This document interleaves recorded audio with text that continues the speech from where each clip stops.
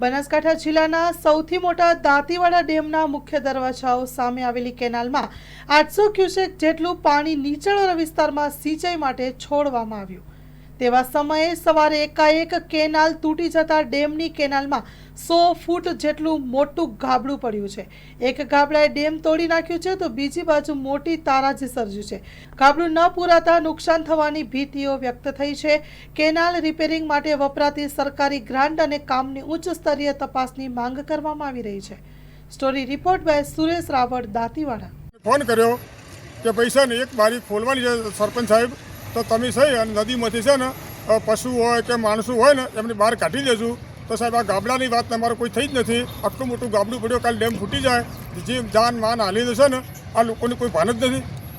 શું કહે ગાબડું આસ્તે આસ્તે વધી રહ્યું છે, ડેમ નજીક જઈ રહ્યું છે। અમને સાહેબ મૌખિક સૂચના મળી છે, બરોબર છે। મને તો તલાટી અમારો ફોન કરી એક જ બારી ખોલવાની છે, બરોબર છે। તો મેં નદીમાં જઈ અને બધાને બહાર કાઢી દીધા। જે પેલા ભાઈ વાડીઓ કરેલી હતી એ લોકોને બહાર કાઢ્યા, પશુ હતા એમને બહાર કાઢ્યા, બરોબર છે।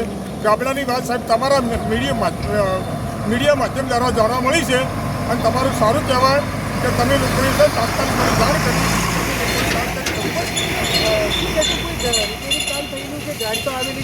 સાહેબ આ વસ્તુની અમને કોઈ ખબર નથી, પણ નીચાના ગામડાવાળાને આટલી બધી તકલીફ હોય ને તો ડેમ ખાતાના વિભાગવાળાએ અમને જાણ કરવી જોઈએ કે ભાઈ તમારી જાન માલની છે ને સલામતી રાખજો એમ।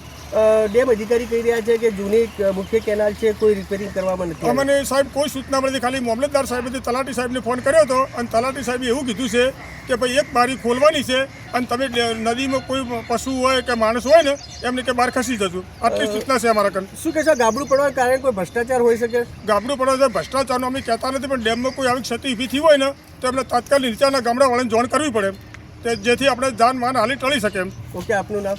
એમરાજભાઈ ગોહિલ, સરપંચ નોંદોત્રા બ્રાહ્મણાસ ગ્રુપ ગ્રામ પંચાયત જો કોલોની નોંદોત્રા, પછી એના લીલપુર લોટપા 5 ગામની ગ્રુપ ગ્રામ પંચાયત છે અને એના પછી સિકરી આવે છે, બીજા ઘણા બધા ગામડો આવે છે। બસ માં motor driving, safe and sure driving. Driving એ શોખ સાથે આપની મોટી જવાબદારી પણ છે। અમારા ઇન્સ્ટ્રક્ટર દ્વારા સચોટ અને સરળ માર્ગદર્શન આપની રોજની તાલીમની માહિતી મેળવીને શું અધુરાશ છે એના ઉપર પૂરું ફોકસ કરાય છે।